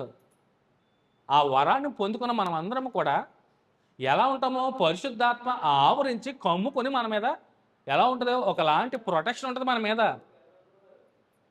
బాప్తిసం తీసుకున్న వారు ఎప్పుడైతే బాప్తిసం తీసుకుని తిరిగి జన్మించిన ప్రతి ఒక్కరూ, పరిశుద్ధాత్మ అనే వరాన్ని పొందుకున్న ప్రతి ఒక్కరికి కూడా పరిశుద్ధాత్మ యొక్క కాపుదల ఉంటుందండి. ఆ కాపుదల ఆత్మ సంబంధించిన కాపుదల చాలా ప్రొటెక్ట్ చేసుకుంటాడు. ఎలా ప్రొటెక్ట్ చేసుకుంటాడో, నువ్వు మరలా పాపంలోకి ప్రవేశించకుండా నిన్ను కాపాడతాడో, నిన్ను తడతాడో, నిన్ను హెచ్చరిస్తాడో, నీ హృదయం తడతాడు. ఇది పాపం అని నువ్వు పాపానికి చోటిస్తున్న ప్రతిసారి కూడా, ఇవ్వబోతున్న ప్రతిసారి కూడా నేను తడుతాడు. నీ హృదయాన్ని తట్టేది పరిశుద్ధాత్ముడే. వెళ్ళకు, ఆ పని చెయ్యకు, అది పాపము అని నీ హృదయంలోను నీ మైండ్లోకి ఆ ఆలోచన వస్తుంది చూసారా? ఆ ఆలోచన రావడానికి పరిశుద్ధాత్ముడే కారణం. ఎందుకంటే మీరు ఆ ఆత్మని, పరిశుద్ధాత్మ అనే వరాన్ని పొందుకున్నవారు, ఆ శక్తిని అనుభవిస్తున్నవారు. అలాంటి వారికి పరిశుద్ధాత్మ కాపుదల ఎప్పటి వరకు ఉంటుంది? నువ్వు పరిశుద్ధాత్మని విడిచిపోవనంత సేపు ఉంటుంది. అందుకనే ఆత్మను ఆర్పకుడి, పరిశుద్ధాత్మని దుఃఖపరచుకుడి అంటాడు. దుఃఖపెట్టకూడదు. దేనికన్నా పాప క్షమాపణ ఉంటుందేమో కానీ పరిశుద్ధాత్మని దుఃఖపెట్టిన వాడికి మరలా పాప క్షమాపణ ఉండదు. దేవుని ఆత్మను దుఃఖపరిచేవాడికి ఎన్నటికీ కూడా క్షమాపణ అనేది ఉండదు. ఒకవేళ దేవుని దూషిస్తే పాప క్షమాపణ ఉంటుందేమో కానీ దేవుని ఆత్మని దూషిస్తే మాత్రం ఎన్నటికీ కూడా నువ్వు ఈవెన్ దుఃఖపరిచినా కానీ క్షమాపణ అనేది ఉండదు. ఎందుకంటే ఆ వరాన్ని పొందుకున్న నీవు ఆయన ఆత్మ సహాయంతోనే నడుస్తావు. ఆ నడిపింపు ఎలా ఉంటుందండి అంటే, మన బిహేవియర్లోను, మన ప్రవర్తనలోను, మన నడవడికల్లోనూ ఇట్టే తెలిసిపోద్ది. నీ ప్రవర్తన మారిపోద్ది, నీ బిహేవియర్ మారిపోద్ది, నీ ఆలోచన విధానం మారిపోద్ది. అంతకాలము పొరుగు వారిని ద్వేషించేవాడు ప్రేమించడం మొదలు పెడతావు. నీ సహోదరుని ద్వేషించేవాడు ఆ? ప్రేమించడం ప్రయత్నం చేస్తావో, ప్రేమించడానికే ఆలోచన చేస్తావో, ఆ తలంపులు వస్తాయి ఖచ్చితంగా. ఆత్మ రియలైజ్ అవుతుంది ఖచ్చితంగా. ఆ వరములో ఆ ఆత్మలో ఉన్నటువంటి శక్తే అది అద్భుతంగా పనిచేస్తుంది. ఆ వరాన్ని పొందుకున్న ప్రతి ఒక్కరిలో కూడా పరిశుద్ధాత్ముడు చాలా బలంగా పనిచేస్తాడు. ఆ కార్యం వెంటనే స్టార్ట్ అయిపోతుంది. నువ్వు ఎప్పుడైతే ముంచబడి తిరిగి లేస్తావో నూతన సృష్టిగా, ఆ వరాన్ని ఎప్పుడైతే పొందుకుంటావో ప్రారంభం వెంటనే పరిశుద్ధాత్ముడు తన పనిని మొదలు పెట్టేస్తాడు. నువ్వు ఎప్పుడైతే నీటిలో లేస్తావో వెంటనే ఆ వరాన్ని నీకు అనుగ్రహింపబడుతుంది. ఆ పరిశుద్ధాత్ముడు నిన్ను ఆ క్షణం నుంచి నడిపిస్తాడు, అద్భుతంగా నడిపిస్తాడు. ఆ నడిపింపులో నువ్వు ఆయన చెయ్యి విడిచిపెడితే ఇంకా నువ్వు బయటపడడం అసాధ్యం. ఒక్కసారే ఆ వరాన్ని పొందుకునేది, ఇంక 2 సార్లు 3 సార్లు ఉండదండి, ఒక్కసారే చాలా అద్భుతంగా నడిపిస్తాడు. అసలు మన బిహేవియర్ మొత్తం బాప్తిసాలు తీసుకున్నవారు మరి మీ ప్రవక్తల్లో మీ బిహేవియర్, మీ ఆలోచన విధానంలో ఎలా ఉన్నాయో నాకైతే తెలియదు, కానీ పరిశుద్ధాత్ముడు మీలో పనిచేస్తున్నాడు అంటే దానికి సూచనలు ఇయే. నెమ్మది అంతవరకు గైగైలాడిపోయేవాళ్ళు మనందరం కూడా నెమ్మది వస్తుంది ఖచ్చితంగా. విపరీతమైనటువంటి ద్వేషము, కోపంతో ఉన్న వారందరూ కూడా వెంటనే చాలా తగ్గింపబడతారు. నిజంగా ఆత్మ అలా నడిపిస్తుందండి. ఆ అనుభవాన్ని అనుభవించే వరకు మాత్రమే తెలుస్తుంది ఆ ఫీలింగ్. అరే నేను గత కాలం నేను వెనక్కి తిరిగి చూసుకుంటే అంతెందుకు, అందరూ కూడా ఎందుకు, నా గొడవ తీసుకుందాం. నాకు విపరీతమైనటువంటి కోపం, మీరు నమ్ముతారు నమ్మరు కానీ చాలా కోపం, ఫ్రస్ట్రేషను, చాలా తలబిల్చుగానే ఒక రకంగా చెప్పాలంటే ఎలా అంటారు దాన్ని ఏమంటారు, రెక్లెస్ అంటారు చూసారా, అలాగే ఉండేవాడిని. ఈవెన్ కాలేజీలో కూడా అలాగే ఉండేవాడిని. చెప్పిన మాట అసలు వినేవాడిని కాదు, అంత వితండవాదం చేసేవాడిని. అలాంటి నా బిహేవియర్ మారిందంటే పరిశుద్ధాత్ముడే నన్ను మరుచుకుంది, చెక్కుకుంది, నన్ను నడిపించింది. నిజంగానే డిసిప్లిన్ ఉండేది కాదు, క్రమశిక్షణ ఉండేది కాదు. ఇంజనీరింగ్లో 3 సంవత్సరాలు అంటే నేను లేటరల్ ఎంట్రీ డైరెక్ట్ సెకండ్ ఇయర్లో జాయిన్ అయ్యాను. పాలిటెక్నిక్ తర్వాత ఈసెట్ రాసి, సో 3 ఏళ్ళు ఒకే పుస్తకం మెయింటైన్ చేశాను కాలేజీలో. అసలు ఎవరో వినే టైంకి వెళ్ళేవాడిని కదా, 11ంటికి వెళ్ళేవాడిని కాలేజీ. కానీ ఎప్పుడైతే నేను ప్రభువుని ఎరిగి రక్షింపబడ్డానో నా బ్రతుకు, నా జీవితం, నా ఆలోచన విధానం, నా ప్రవర్తన మొత్తం మారిపోయింది. చేంజ్ అయిపోయింది. కోపం ఎంతవరకు కంట్రోల్ చేసినా రాదు మ్యాక్సిమం నాకు ఇప్పటికీ. కానీ ఇలా కదిపితే వచ్చేది కోపం. నాకు ముక్కు మీద ఉండేది కోపం. నీకు ఏంట్రా బాబు ముక్కు మీద కోపం ఉంటుంది, ఉత్తనే సీరియస్ అయిపోతావు. నా మొహం కూడా ఎప్పుడు అలాగే ఉంటుంది. చాలామంది అనేవారు, ఏంటి నువ్వు అసలు నవ్వవా, నీ మొహం ఎప్పుడు అంత సీరియస్గా ఉంటుందండి. కాలేజీలో చాలామంది అనేవారు నన్ను, ఎప్పుడు మొహం అలా పెట్టుకుంటావేంటి, ఎప్పుడు అలా మొహం పెట్టుకుంటావేంటి, కోపంతో ఉంటావేంటి అంటే నా మొహం అలాగే ఉంటుంది అనేవాడిని. అలాంటి నేను ఈరోజు దేవుని ఆత్మ సహాయంతో నడుస్తున్నాను అంటే ఆ వరాన్ని ఆస్వాదిస్తున్నాను. పరిశుద్ధాత్మ నాలో పనిచేస్తున్నాడు. ఇది ఎలా తెలుసుకున్నానంటే మరలా జ్ఞాపకం చేస్తున్నాను. పరిశుద్ధాత్మ కోపతలు ఉన్నవాడిని మీరు టచ్ చేయండి, ఒకసారి టచ్ చేయండి, దేవుడు చూసుకుంటాడు వాళ్ళ పని. తెలుసండి, ఈ అనుభవాన్ని నేను ఇప్పటికీ అనుభవిస్తున్నాను. నిజంగానే యథార్థంగా చెప్తున్నాను.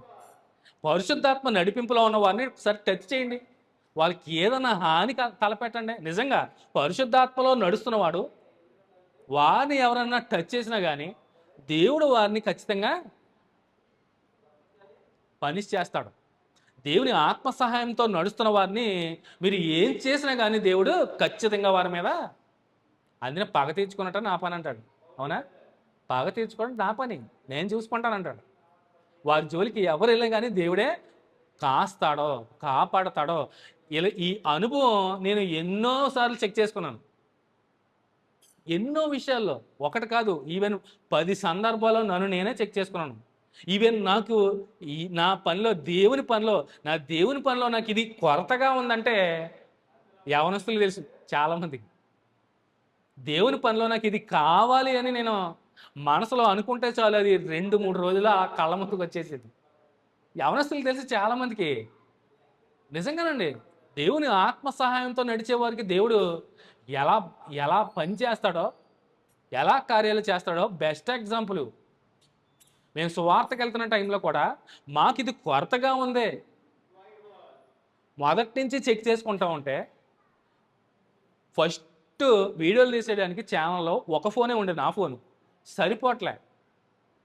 అయ్యో ప్రభు ఏంటి ఇది అవ్వట్లేదు అని మనసులో దీనికి సెపరేట్గా ఒక ఫోన్ కావాలనుకున్నప్పుడు కూడా ఇలా అనుకున్నామో లేదో వెంటనే శ్రీనుబాబు తెలుసు, వర్ణ శ్రీనుబాబు తెలుసు, వెంటనే మేము సెర్చ్ చేయడం, వెంటనే ఒక ఆయన జంగారెడ్డిలో కనపడడం, అమెరికా నుంచి వాళ్ళ అమ్మాయి ఎవరో ఫోన్ పంపించడం, 2 ఫోన్లోనే ఒక ఫోన్ అమ్మేయడం అని కౌరు రావడం, శ్రీనుబాబు నేను తీసుకుని హుటాహుటిన జంగారెడ్డి కూడా వెళ్ళడం, ఈ ఫోన్ తెచ్చాం.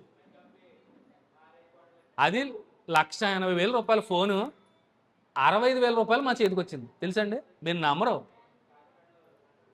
₹1,80,000 ఫోన్ అది. ₹65,000కి ఆయన కూడా క్రైస్తవుడు కాదు, అన్యుడు ఆయన. ఇలా దేవుని పనులు అండి మా ఛానల్ ఎలాగంటే మేము చూసుకున్నాం, మాకు ఓన్లీ వీడియో రికార్డింగ్ అని అని చెప్పగానే వెంటనే మమ్మల్ని శ్రీనుబాబు ఉంటే అడగండి, శ్రీనుబాబు నన్ను వెంటనే మేము మిట్ట మధ్యాహ్నం వెళ్ళామని మీరు ఫోన్ చేశారో లేదనేసి ఒక అన్యుడు ఆయన తీసుకెళ్ళి మా ఇద్దరిని హోటల్లో కూర్చోబెట్టి మాకు భోజనం పెట్టించాడు. ఇక ఫోన్ కూడా చేతికి ఇవ్వలే. భోజనం అయిన తర్వాత మాకు ఫోన్ ఇచ్చి మేము వెళ్ళే వరకు ఈవెన్ చూడండి మేము చేరామో లేదో అనేసి తర్వాత రోజు కూడా ఫోన్ చేశాడు ఆయన. మేము ఇంటికి క్షేమంగా వెళ్ళామో లేదని తర్వాత రోజు పొద్దున్నే ఫోన్ చేశాడు. అసలు అమ్మేశాక ఆయనకు పనే ఉంటుంది, ఇంకా ఆయన డబ్బులు ముట్టేసి మనం అమ్మేశాము, దులిపేసుకోవచ్చు చేతులు, కానీ మీరు క్షేమంగా వెళ్ళారమ్మా. తీరా ఆయన ఎవరో ఎంక్వైరీ చేస్తే నిమ్మకాయ బోర్డు ప్రెసిడెంట్ అంట టీడీపీలో జంగారెడ్డిగూడెం. తర్వాత తెలిసింది మాకు ఆయన పెద్ద హోదా, ఆయన మమ్మల్ని ఇంటికి తీసుకెళ్ళి చాలా బాగా ఆదరించాడు. నిజంగా దేవుని పనికి కదా అని ఒక ₹5,000 తగ్గించి మరి 70,000 అన్నాడు. చూడండి దేవుని పనిలో వెంటనే మాకు అది వచ్చేది. ఈవెన్ మైక్స్ కూడా నేను పెట్టుకుని ఈ మైక్స్ కూడా రాంప్రసాద్కి తెలుసు. పాత మైకులు సరిగా రావట్లేదు వాయిస్ అనేసి మరలా ఈ ₹30,000 మైకులు మా చేతికి ఎంతకు వచ్చినాయి తెలుసండి. అది కూడా విజయవాడలో ఎవరో ఇస్తున్నారో ఒక అబ్బాయి, ముక్కు ముఖం కూడా తెలియదు, మేము చూడలేదు కూడా. పలానా రోజు తర్వాత రోజు వచ్చామంటే ఆ తర్వాత రోజునే రాంప్రసాద్ విజయవాడ వెళ్ళడం ఏంటి, అసలు అది ఎలా తీసుకురావాలరా బాబు అనుకున్నాం. రాంప్రసాద్ విజయవాడ ప్రయాణం అవడం, వెంటనే కాంటాక్ట్ చేయడం, అక్కడి నుంచి వచ్చేటప్పుడు రిటర్న్లో దాన్ని తీసుకురావడం, మాకు ₹6,500 వచ్చినాయి. ఇట్లా ఖరీదు ఎంతో తెలుసండి, చెక్ చేసుకోవచ్చు. ₹30,000 మైకిలి, ₹30,000 మాకు ₹6,500 వచ్చినాయి. మాకు ఇది కావాలి దేవుని పనులు అంటే. ఈవెన్ ఇంకో అద్భుతం ఏం చెప్పనా, చాలా కాలం నుంచి మేము అంటే సువార్త పనిలో ఫోటోలు వీడియోలు మా పని మేము తీసుకోవడానికి మన రాజేష్, మురాల రాజేష్ చిన్నోడు, సో చక్కగా మా కెమెరామ్యాన్ నిజంగా యవనస్తులో ఫోటోలు కానీ వీడియోలు కానీ శ్రమపడి పరిగెడుతూ మేము ఎక్కడ సువార్త ఎక్కడ వెళ్ళినా ఇంటింటికి వెళ్ళినా అలాగే క్యాప్చర్ చేసి ఫోటోలు తీసి ఎంతో ప్రయాసపడుతున్నాడని ఓకే పని భారం తగ్గించడానికి మాకు ఒక డ్రోన్ కావాలనుకున్నాం మేము. నిజంగా నేను యథార్థంగా చెప్తున్నాను, ఒక డ్రోన్ కావాలి. డ్రోన్ వస్తే ఖచ్చితంగా మనం ఎగరేసినప్పుడు అదే వీడియో తీసుకుంటుంది, కొంచెం భారం తగ్గుతుంది, మనిషి సహాయం లేకుండా అదే వీడియోలు తీసుకుంటుందని ఒక బెస్ట్ డ్రోన్ చూస్ చేసుకుని మేము సెర్చ్ చేసుకున్న టైంలో అదొక అద్భుతం. దేవుని పనిలో మాకు ఇది కావాలి అనుకున్నప్పుడు ఎంత సునాయాసంగా మా చేతులకు వచ్చినాయి తెలుసండి. ఒక్కొక్కటి కూడా నెమరేసుకుంటుంటే అయ్యి బాబా దేవుని కార్యాలు దేవుని పని కోసం కావాలనుకున్నప్పుడు యథార్థంగా దేవుని కోసం పనిచేస్తున్న వారికి దేవుడు ఎంత సహాయంగా ఎంత బలంగా పనిచేస్తాడని అనిపించింది మాకు నిజంగా. డ్రోన్ విషయంలో కూడా ₹80,000 డ్రోను ₹35,000 వచ్చిందంటే అద్భుతంగానే మేము సెట్ చేసుకున్నాం. మాకు స్తోమత లేదు, మాకు శక్తి లేదు, 80,000 పెట్టి ఎక్కడ కొనగలం.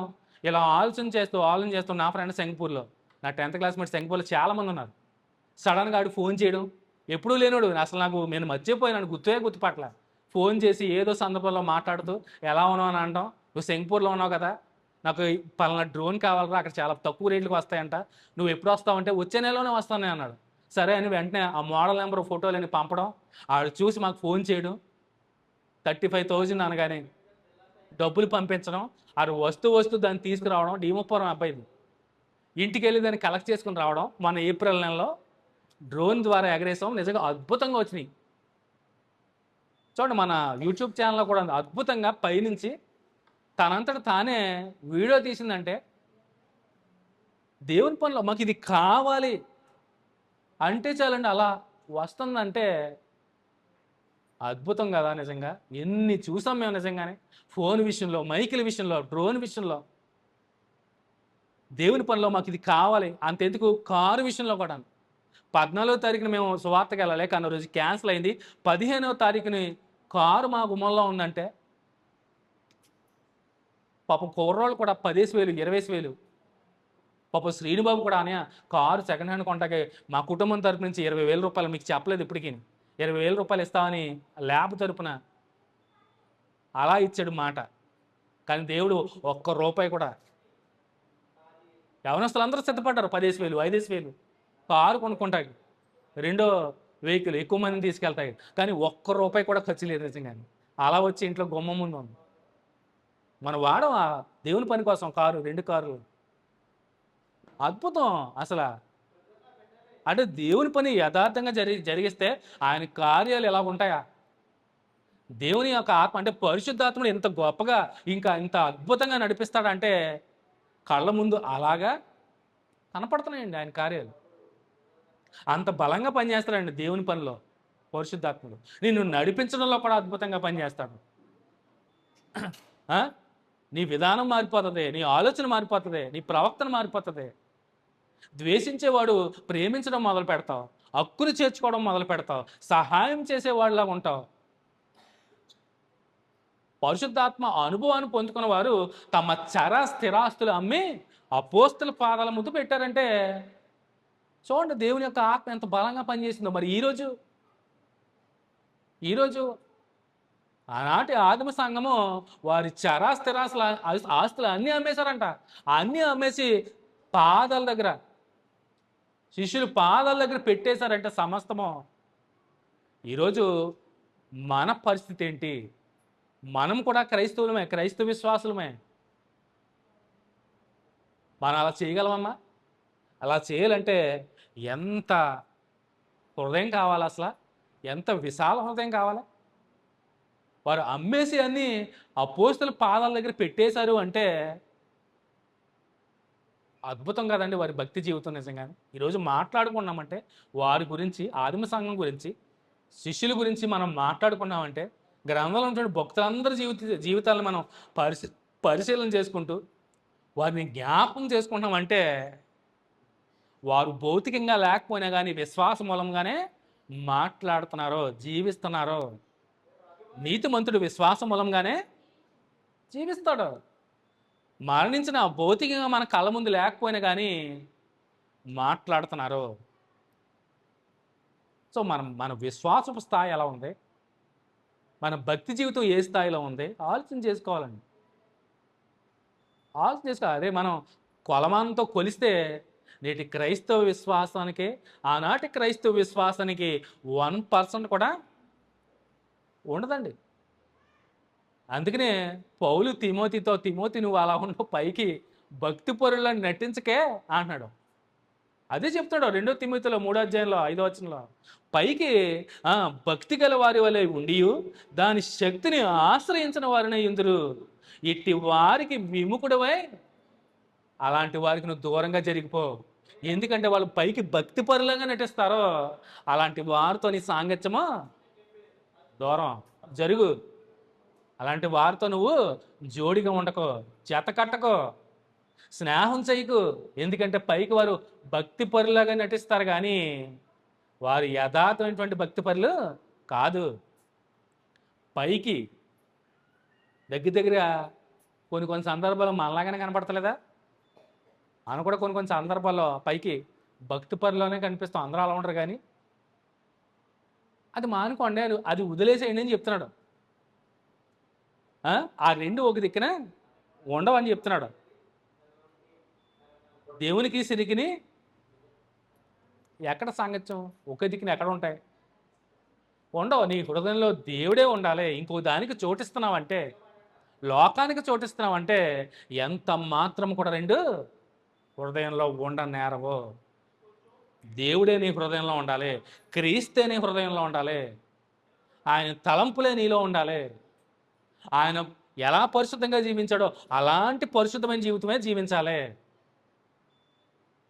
ఆయన ఎలా అయితే శత్రువులను కూడా ప్రేమించాడో అలాగే నువ్వు కూడా నీ పొరుగు వారిని, నీ శత్రువుల్ని ప్రేమించాలి. నీ విరోధుల కొరకు నువ్వు ప్రార్థన చేయాలి. క్రీస్తు అలాగే ప్రేమించాడు, క్రీస్తు అలాగే చేశాడు, క్రీస్తు అలాగే జీవించాడు. అన్ని సమస్తము క్రీస్తే. అందుకని నేను క్రీస్తు పోలి నడుచుకున్నాను, మీరు కూడా నన్ను పోలి నడుచుకోండి. క్రీస్తే, క్రీస్తు తిరిగి జన్మించిన నీవు క్రీస్తుని ధరించుకున్నావు. అణువణువులు నీలో నివసించేవాడు క్రీస్తే. క్రీస్తే నీలో ఉండేది, ఇంకా లోకంతో పని ఏంటి? క్రీస్తులో ఉండి నువ్వు ఈ లోకాన్ని విడిచినా కానీ అద్భుతంగా నువ్వు ఆయన చెంతే ఉంటావు, ఉండపోతున్నావు. ఇంకేంటి నీకు కావాల్సింది? ఏదో అద్భుతం అనుకుంటాం కానీ అది కదా అసలు సెసలైనటువంటి అద్భుతం. క్రీస్తు నువ్వు మనసారా సేవిస్తే నువ్వు ఈ భూమి మీద లేకపోయినా కానీ ఆయన చెంత ఉండబోతున్నావు, ఆయన చెంత ఉండబోతున్నావు. అది అద్భుతం. ప్రభువైన యేసుక్రీస్తు వారు అందుకనే చాలా చక్కగా తెలియచేస్తూ, సో ఏమని చెప్తున్నాడో మనం చదవబడిన లేఖన భాగంలో, ఆయన మీరు మనుష్యుల ఎదుట నీతిమంతులని అనిపించుకుని వారు కానీ దేవుడు మీ హృదయంలో ఎరుగును. మనుష్యుల్లో ఘనముగా ఎంచబడినది దేవుని దృష్టికి అసహ్యము. మనుషులను మెచ్చుకోవచ్చేమో, మనుషులను పొగడొచ్చేమో, మనుషులను గణపరచొచ్చేమో కానీ అది దేవుని దృష్టికి అసహ్యము. కానీ మనం అందరం మనుషుల వైపే చూస్తాము, మనుషులు ఏం చేస్తున్నారో చూస్తాము, మనుషులు ఎలా పొగుడుతున్నారో మనుషుల ద్వారా పొగిడించుకోవాలని చూస్తాం కానీ మెప్పు పొందాలని చూస్తాం కానీ అవన్నీ కూడా దేవుని దృష్టికి అసహ్యం అంట. దేవుడు నిన్ను మెచ్చుకోవాలి, బాలా నమ్మకమైన మంచి దాసుడు ఆయన ఆయన అనాలి కానీ మనుషులతో పోడించుకుంటే ఏమొస్తుంది నీకు? మనుషుల ముందు నీ భక్తి జీవితం నటించడం తప్పితే ఏమవుతుంది నీకు? ఏమొస్తుంది నీకు? మనుషులు అనొచ్చేమో, అబ్బా ఆ సహోదరి ఎంత భక్తిపరురాలో, ఈ సహోదరుడు ఎంత భక్తిపరుడు, ప్రతిరోజు బైబిల్ ఎట్టుకుని అటు ఇటు ఇటు ఎక్కడెక్కడికి వెళ్ళిపోతూ ఉంటారు అని వాళ్ళతో అనిపించుకున్నారు. కానీ దేవుడు వారి హృదయాలను ఎరిగిన వాడు కనుకన అందుకే చెప్తున్నాడు తర్వాత డైరెక్ట్గా మాట చెప్పట్లే. ఏ మాట? కానీ దేవుడి మీ హృదయంలో ఎరిగిన మాట మధ్యలో ఎందుకు పెట్టాడు? మొదటి లైన్ చదివి ఆ మధ్యలో మాటలు తీసి రెండో లైన్ కంటిన్యూ చేయండి. చూడండి, ఆయన మీరు మనుష్యుల ఎదుట నీతిమంతులని అనిపించుకుని వారు మనుషులో ఘనముగా ఎంచబడినది దేవుని దృష్టికి అసహ్యమని సింపుల్గా అయిపోతుంది. కానీ మధ్యలో కానీ దేవుడు మీ హృదయంలో ఎరుగును అనే మాట ఎందుకు పెట్టాడు? దేవుడు హృదయాలను పరిశీలన చేసేవాడు, కానీ మనుషులు హృదయాలను చూడలేరు. పై రూపురేఖలను చూస్తారు, పైకి భక్తి పరుల వ్యాసాన్నే చూస్తారు కానీ హృదయాల్ని ఎరగలేరు. హృదయాల్ని ఎరిగిన వాడు ఏకైక వాడు ప్రభువైన యేసుక్రీస్తు వారే. ఆయన మాత్రమే హృదయాలను చూడగలడు. ఆ హృదయంలో ఏముందో మీకు తెలియదు, మీ హృదయంలో ఏముందో నాకు తెలియదు, కానీ దేవునికి సమస్తము. అందుకనే గాని అని మాట వాడి దేవుడు మీ హృదయాన్ని ఎరిగిన వాడు కనుక ఆయన మీరు మోసం చేయలేరు. మనుష్యులు మోసం చేయొచ్చు, మనుష్యులు మభ్యపెట్టచ్చు, మనుష్యులు మీరు ఏమన్నా చేయొచ్చు, కానీ దేవుని ఎంత మాత్రము కూడా మోసం చేయలేరు. అందుకనే పైకి భక్తి గలవారిలాగా ఉండొద్దు. తిమోతి అలాంటి పైకి భక్తి వ్యాసం వేసే వాళ్ళు ఉండరు చూసారా, వాళ్ళతో చాలా జాగ్రత్తగా ఉండు. వాళ్ళతో నువ్వు సాంగత్యం చేయకు, వాళ్ళతో నువ్వు జోడి కట్టద్దు, దూరంగా జరిగిపో తిమోతి. ఎందుకంటే నువ్వు యవనస్తుడు, నువ్వు యవన ప్రాయంలో ప్రతిదీ గుడిగా నమ్మేస్తావు, ప్రతిదీ ఇట్టే అలవాటు చేసుకుంటావు. అందుకని యవనస్తుడు తిమోతికి పైకి భక్తి పనులాగా కనపడతారు చాలామంది. అలాంటి వారితో చాలా జాగ్రత్తగా ఉంది తిమోతి. ఇవన్నీ క్రైస్తవ విశ్వాసులు కూడా అలాంటి వారు ఉన్నారు. ప్రభువుని ఎరిగిన వారు కూడా ఆయన ఆత్మ యొక్క మాధుర్యాన్ని తెలుసుకోకుండా, రుచి చూడకుండా మనం పైకి భక్తి పరులాగా ఉంటే దానివల్ల ఏమీ ఉపయోగం. సో అలాగ గనక మనం ఉంటే ఆ, మనం కూడా విశాల మార్గం గుండా చక్కగా వెళ్ళిపోతాం. ఏ ఇబ్బంది లేకుండా వెళ్ళిపోతాం, చాలా ఫ్రీగా వెళ్ళిపోతాం. ఎందుకంటే మార్గం చాలా వెడల్పు ఉంటుంది, చాలా ఇట్టే వెళ్ళిపోవచ్చు. ఇలాంటి వారి జాబితాలో మనం ఉంటే మనం కూడా చక్కగా వెళ్ళిపోవచ్చు. కానీ ఇరుకు మార్గంలో ప్రవేశించడానికే ప్రయత్నం చేయండి. దాంట్లో ప్రవేశించేవారు చాలా కొద్ది మందే. విశాల మార్గం గుండా ప్రవేశించేవారు అనేకులు. ఆ అనేకుల జాబితాలో ఉండకూడదని దేవుడు కూడా తలస్తున్నాడు. దేవుని చిత్తం కూడా అదే, విశాల మార్గం గుండా వెళ్ళడం ఆయనకి ఏమైనా ఇష్టమా? కానీ ఎందుకు చెప్పేశాడు అది ఇరుకు ఇది విశాలమని? దేవుడు ఎంత చెప్పినా కానీ ఆయన మాట వినని పిల్లలాగా మనం ఉంటున్నాం. ఆనాటి ఇజ్రాయేల్ ప్రజలు కూడా అంతే కదా, వారు లోబడినటువంటి ప్రజలు అన్నాడు. నా మాట ఎంత మాత్రమో వినటువంటి ప్రజలు అన్నాడు. ఎన్ని మార్లు చెప్పినా కానీ వారు హృదయాలను దేవుని వైపు ఇట్టే తిప్పి ఇట్టే వెనక తీసేసుకున్నారు వాళ్ళు. అవునా? అద్భుతం చేస్తే అమ్మో అద్భుతం అన్నారు, నడిచారు, మరలా వెనక తిరిగారు. ఎన్నిసార్లు అండి ఇజ్రాయేల్ ప్రజలు దేవుని తట్టు తిరిగినట్టే తిరిగి మరలా అనేక సందర్భాలు వెనక్కి తిరిగి వెళ్ళిపోయారు. తిరిగారు, దేవుని విడిచిపెట్టేశారు, దేవుని మర్చిపోయారు. కానీ దేవుడు వారిని ఎంతగానో ప్రేమించాడు. ఈరోజు నిన్ను నన్ను కూడా మన ప్రభువైన యేసుక్రీస్తు వారు ప్రేమిస్తున్నారు. ఎంతలా ప్రేమిస్తున్నారంటే నువ్వు చేసే ప్రతి పనిలో కూడా నువ్వు చేసే దేవునికి అవిధేయతగా ఎప్పుడైతే అవిధేయులుగాను ఎప్పుడైతే నడుస్తున్నావో నీకోసం ఆయన తండ్రికి ఏం చేస్తున్నాడో విజ్ఞాపన చేస్తున్నాడో. ప్రభువా, ఆ దేవా తండ్రి ఒక్క అవకాశం ఇద్దాం, మరొక్క అవకాశం ఇద్దాం. తండ్రికి విజ్ఞాపన చేస్తున్నాడండి నీ పక్షాన. ఏదో రోజు నీ బ్రతుకు మారుతుంది, నీ హృదయం మారుతుంది, నీ ఆలోచన విధానం మారుతుంది, నీ ప్రవర్తన మారుతుంది, నీ బిహేవియర్ మారుతుంది, నీవు నడిచే మార్గం మారుతుందని తండ్రి అయిన దేవుడికి ప్రభువైన యేసుక్రీస్తు వారు విజ్ఞాపన చేస్తున్నాడంట. ప్రతిరోజు ప్రతి క్షణం కూడా నీ కోసం నా కోసం. ఏదో రోజు నువ్వు మారుతావు, ఏదో రోజు నువ్వు మారు మనసు తెచ్చుకుంటావు, ఏదో రోజు నువ్వు ఆయన తట్టు తిరుగుతావు. నీ కోసం విజ్ఞాపన చేస్తున్నాడు. ఆయన విజ్ఞాపన చేయకుండా ఉంటే కనుక దేవుని ఉగ్రతకే ఏ రోజు కూడా మనం గురవ్వాల్సిన వారము. ఇంకా నువ్వు వాళ్ళని నిలుచున్నావంటే ఈ సంవత్సరం కూడా నిన్ను వండిస్తున్నాడంటే చక్కటి ఒప్పాను. ఒక సంవత్సరం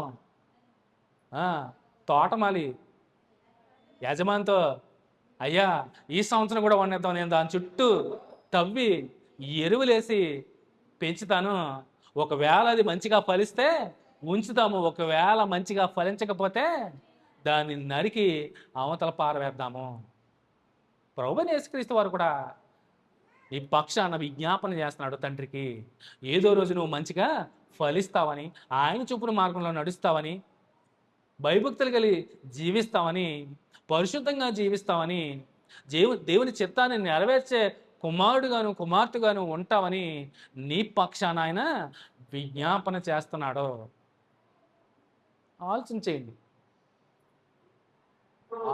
ప్రతి ఒక్క క్రైస్తవ విశ్వాసి కూడా ముందుగా ఆయన వరాన్ని, పరిశుద్ధాత్మ అనే వరాన్ని పొందుకొని ఆయన ఆత్మ సహాయంతో నడిచే మనం అందరం కూడా ఆత్మనే విడిచిపెట్టకుండా ఆత్మలోనే కొనసాగాలంటే ముందుగా నువ్వు ఎలా ఉండాలి? లోపం వైపు, అసలు లోపంతో కలవకూడదు, లోకానికి వేరే బ్రతకాలి. లోకము కావాలి, దేవుడు కావాలంటే అది ఎంత మాత్రమో ఒకే చోట ఉండవు. ఉంటే హృదయంలో నీ దేవుడే ఉండాలి, కానీ లోకాన్ని ఎంత మాత్రమో నీ హృదయంలోకి రానివ్వకూడదు, చోటు ఇవ్వకూడదని మరి ప్రతి ఒక్కరు హృదయాలు తెరిచి మరి మీ ఆలోచన విధానాలు ఇప్పటికైనా మారి మరి యథార్థ పరులుగాను మరి భయభక్తులు కలిగిన వారులాగాను దేవుని యొక్క ఆత్మ సహాయంతో నడిచేవారుగాను ఉండాలని ఇటు మాటలు మిమ్మల్ని హెచ్చరిస్తూ నన్ను నేను హెచ్చరించుకుంటూ శ్రద్ధ గారి అందరూ కూడా ఉంటాను.